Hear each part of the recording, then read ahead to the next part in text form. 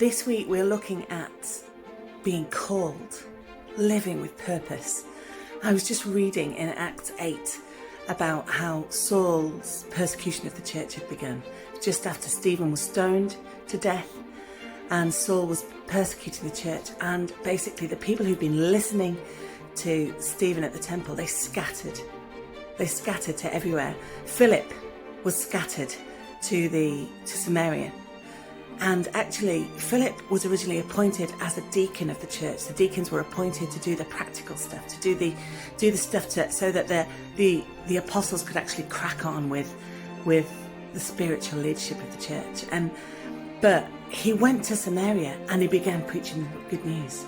He began performing signs and wonders, and he just was so full of telling people about Jesus that he couldn't stop.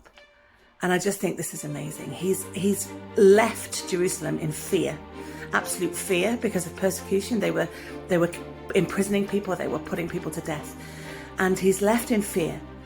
But he's stepped into God's purpose to spread the gospel to the ends of the earth, and he is part of fulfilling the Great Commission that we hear at the end of Matthew and also in the beginning of Acts. So yeah, just an absolute example of living in God's purpose, and a real inspiration to us. I don't know about you, but sometimes I feel persecuted for being a Christian at the minute.